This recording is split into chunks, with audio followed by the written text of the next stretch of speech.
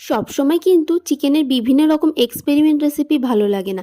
আমাদের বাঙালিদের যেটা সবথেকে প্রিয় আলু দিয়ে লাল লাল চিকেনের ঝোল, ওটাই আজকে বানাচ্ছি। তার জন্য যা যা প্রয়োজন সেগুলো সব আমি হাতের কাছে কেটে গুছিয়ে নিয়েছিলাম। তো প্রথমেই সর্ষের তেল গরম করে কেটে রাখা আলুগুলো দিয়ে লাল লাল করে ভেজে আগে তুলে নিয়েছিলাম। তারপর তেলের মধ্যে গোটা শুকনো লঙ্কা, তেজপাতা, গোটা গরম মশলা, গোটা জিরে দিয়ে 3টে মিডিয়াম সাইজের পেঁয়াজ কেটে ভেজে নিয়েছি। পেঁয়াজ হালকা ভাজা হয়ে এলেই এক এক করে আদা বাটা, রসুন বাটা, কাঁচা লঙ্কা বাটা দিয়ে একটু নেড়ে নেব। মশলাগুলো যাতে লেগে না যায় বা পুড়ে না যায় তাই সামান্য পরিমাণ জল দিয়ে দেব এবং সাথে বেসিক কিছু মশলা অ্যাড করব, যেমন ধনে গুঁড়ো, জিরে গুঁড়ো, লঙ্কার গুঁড়ো, কাশ্মীরি লঙ্কার গুঁড়ো, হলুদ, লবণ ও সামান্য পরিমাণ চিনি। এবার মশলাগুলোকে ভালো করে কষিয়ে নেব। কষিয়ে নিয়ে চিকেনের পিসগুলো দিয়ে দিতে হবে।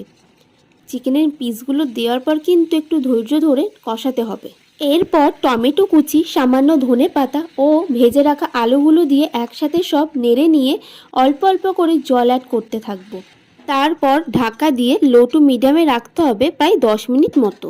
10 মিনিট পর ঢাকনা তুলে গরম মশলা এবং উপর থেকে ধনেপাতা ছিটিয়ে নিলেই তৈরি আলু দিয়ে মুরগির মাংসের লাল লাল ঝোল। শীতের দুপুরে গরম গরম ভাত, সাথে লেবু, পেঁয়াজ ও গাছের তোলা টাটকা লঙ্কা এবং আলু দিয়ে মুরগির মাংসের লাল লাল ঝোল আমার তো দারুণ লাগে।